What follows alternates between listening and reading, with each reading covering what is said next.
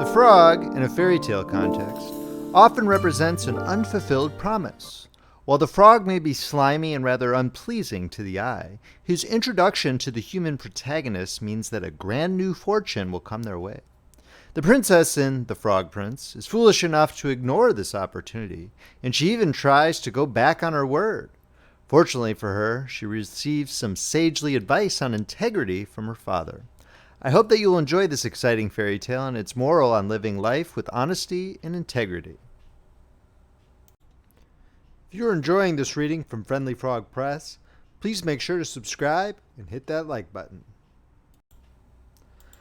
The Frog Prince by the Brothers Grimm, narrated by Beauheart. One fine evening, a young princess put on her bonnet and clogs and went out to take a walk by herself in a wood. And when she came to a cool spring of water that rose in the midst of it, she sat herself down to rest a while. Now she had a golden ball in her hand, which was her favorite plaything, and she's always tossing it up into the air and catching it again as it fell. After a time she threw it up so high that she missed catching it as it fell, and the ball bounded away and rolled along upon the ground, till at last it fell down into the spring. The princess looked into the spring after her ball, but it was very deep, so deep that she could not see the bottom of it. Then she began to bewail her loss, and said, "Alas, if I could only get my ball again, I would give all my fine clothes and jewels, and everything that I have in the world." Whilst she was speaking, a frog put its head out of the water, and said, "Princess, why do you weep so bitterly?" "Alas," said she, "what can you do for me, you nasty frog? My golden ball has fallen into the spring." The frog said, "I want not your pearls and jewels and fine clothes, but if you will love me and let me live with you and eat from off your golden plate and sleep upon your bed, I will bring you your ball again." "What nonsense," thought the princess. "This silly frog is talking. He can never even get out of the spring to visit me, though he may be able to get my ball for me, and therefore I will tell him he shall have what he asks."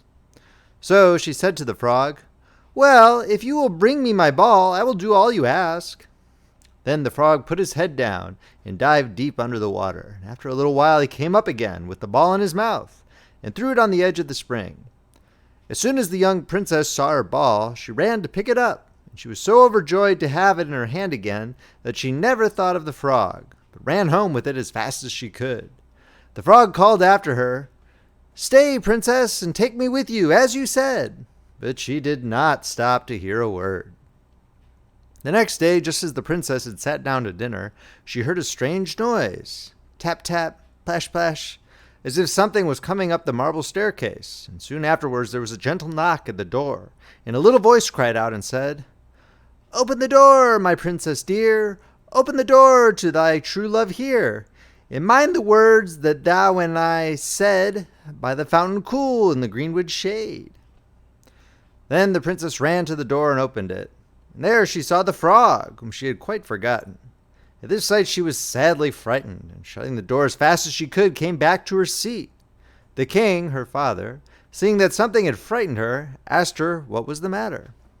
"There is a nasty frog," said she, "at the door that lifted my ball for me out of the spring this morning. I told him that he should live with me here, thinking that he could never get out of the spring, but there he is at the door, and he wants to come in."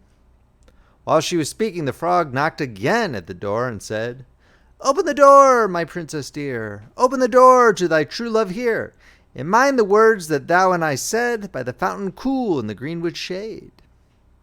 Then the king said to the young princess, "As you have given your word, you must keep it, so go and let him in." She did so, and the frog hopped into the room, and then straight on, tap, tap, plash, plash, from the bottom of the room to the top, till he came up close to the table where the princess sat. "Pray lift me upon chair," said he to the princess, "and let me sit next to you." As soon as she had done this, the frog said, "Put your plate nearer to me, that I may eat out of it." This she did, and when he had eaten as much as he could, he said, "Now I am tired. Carry me upstairs and put me into your bed." And the princess, though very unwilling, took him up in her hand and put him upon the pillow of her own bed, where he slept all night long. As soon as it was light, he jumped up, hopped downstairs, and went out of the house. "Now then," thought the princess, At last he is gone, and I shall be troubled with him no more." But she was mistaken, for when night came again she heard the same tapping at the door, and the frog came once more and said, "Open the door, my princess dear, open the door to thy true love here, and mind the words that thou and I said, by the fountain cool in the greenwood shade." When the princess opened the door, the frog came in, and slept upon her pillow as before till the morning broke. And the third night he did the same. But when the princess awoke on the following morning, she was astonished to see, instead of the frog, a handsome prince, gazing on her with the most beautiful eyes she had ever seen, and standing at the head of her bed. He told her that he had been enchanted by a spiteful fairy who had changed him into a frog, and that he had been fated so to abide till some princess should take him out of the spring, and let him eat from her plate and sleep upon her bed for 3 nights. "You," said the prince, "have broken his cruel charm, and now I have nothing to wish for but that you should go with me into my father's kingdom, where I will marry you and love you as long as you live." The young princess, you may be sure, was not long in saying yes to all this. And as they spoke, a gay coach drove up with 8 beautiful horses, decked with plumes of feathers and a golden harness, and behind the coach rode the prince's servant, faithful Heinrich, who had bewailed the misfortune of his dear master during his enchantment so long and so bitterly that his heart had well nigh burst. They then took leave of the king and got into the coach with 8 horses, and all set out, full of joy and merriment, for the prince's kingdom, where they reached safely, and there they lived happily a great many years. End of story. If you enjoyed this reading, please make sure to subscribe, hit that like button, and check out friendlyfrogpress.com, where you can see where our collection of ebooks, paperbacks, and audiobooks are available. Friendly Frog Press, where the classics come alive. This is Paul Beauheart, signing off.